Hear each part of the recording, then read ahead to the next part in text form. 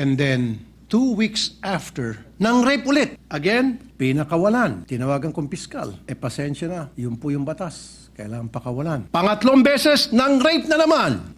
Na-high blood po ako dun. Hindi ko po maiwasang namnamin na marahil ay napapanahon na ring ibaba ang edad ng pananagutan o criminal liability para sa mga minor de edad. Minsan na rin po akong naging in conflict with the law.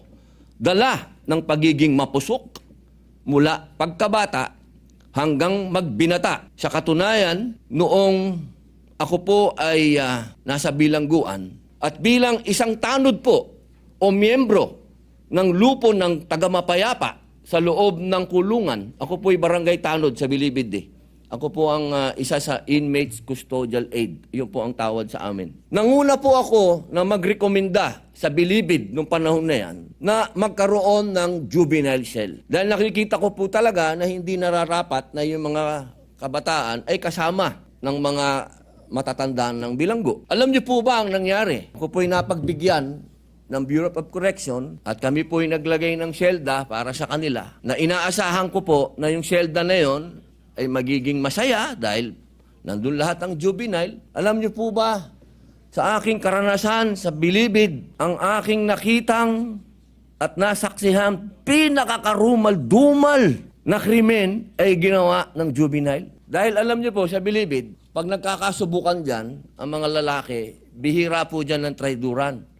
Talagang nagpapaandaran po yan, minsan sa plaza, minsan sa buyon, CR. Pero ito pong nangyari sa juvenile, habang natutulog, habang tulog yung biktima, kumuha ng kahoy. Hindi nga yung 2x2, malang yung 4x4 yun.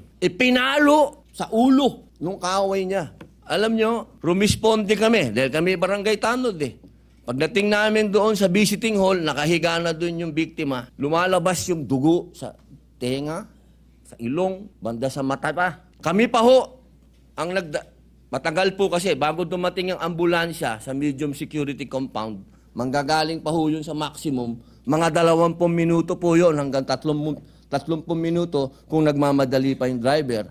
Kung medyo kumakain yung driver o relax, mga 1 oras po yun.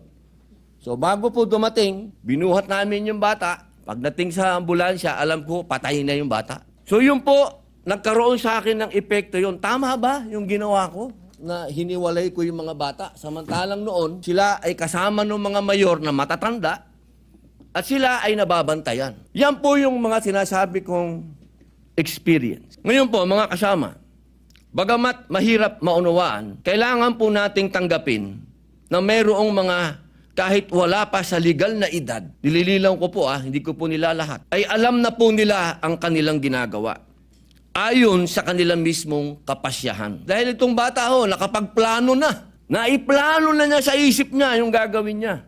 Paano po nating iisipin na yun ay bata pa rin? Lalo na po ngayon, natalamak ang exposure ng mga kabataan sa social media at internet o nung panahon natin. Sa ating kasalukuyang batas, ang mga 15 anyos pababa ay exempted sa kriminal na pananagutan at sasailalim sa mga intervention program ng pamahalaan. Samantalang may edad na higit sa 15 taon gulang, ngunit hindi lalampas ng 18 taong gulang, ay hindi rin pananagutin. Maliban na lamang kung siya ay kumilos ng may sapat na pag-unawa o discernment. Senator Raffy Tulfo is recognized. Thank you, Mr. President. I would like to commend Senator Padilla for his privileged speech, which primarily seeks to improve our peace and order situation.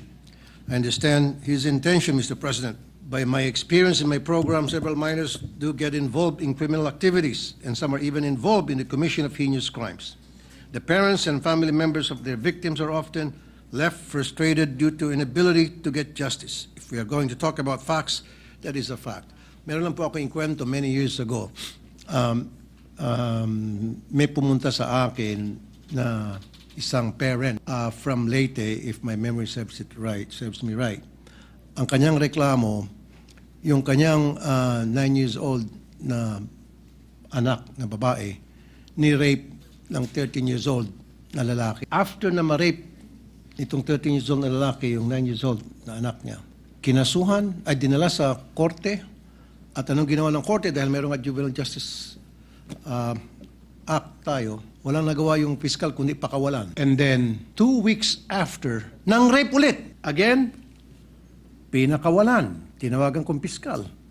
Pasensya na. Yun po yung batas. Kailangan pakawalan. Pangatlong beses, nang rape na naman. Na-high blood po ako dun. Nabalitaan ko. At hindi lang po yung unang insidente na nakarating sa akin na kung saan yung mga minor de edad naging recidivist pa ulit-ulit na lang gumagawa ng heinous crime. And meron din akong karanasan sa aking programa din na yung pulis pupuntahan yung bahay ng isang magulang dahil yung kanyang anak ay merong ginawang kasalanan. Ang sabi ng nanay agad, sandali lang, alam ko na yan. Pupunta siya sa kanyang cabinet, kukunin yung birth certificate ng kanyang anak dahil minor de edad. So pinagsasangkalan yung edad para makalusot yung mga bata at makagawa ng krimen. Ang daming beses na po ng mga insidente na yung mga minor de edad ang lalakas ng loob, gumawa ng krimen dahil alam nila wala silang pananagutan at sasalbahin ng batas. And there were also cases na nilagay sila sa juvenile detention center ng DSWD. Pero nakakatakas, napapakawalan. Now, meron lang konting katanungan dito kay Senator Robin Padilla, if you will yield to some questions. Isa pong Sir. pagpapasalamat ang suporta po ninyo at tanong. Okay. Meron na ho ba kayong ginawang pag-aaral kung tama ba yung 10 years old na ibababa natin yung age of pananagutan para yung isang bata ay makulong sa isang heinous crime?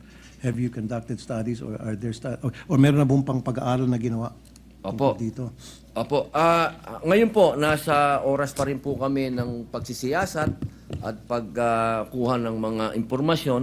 Ang amin pong binabasihan din po ay yung mga bansa din po na katulad natin na miyembro din po ng United Nations. Alam naman po, may mga batas din po dyan patungkol sa kabataan. Na yung kanila pong mga bansa din, meron din po silang mga batas na ganyan. Katulad po sa Australia, sa UK, at ang iba pong mga bansa din sa ASEAN. Sa ibang bansa nga po sa ASEAN, may 7 years old pa.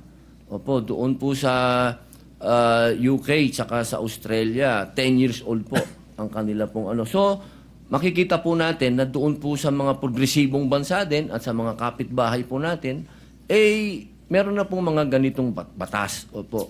Ang katunayan nga po sa amin pong panukala, hindi rin po namin isinasawalang bahala yung dati pong batas, yung Juvenile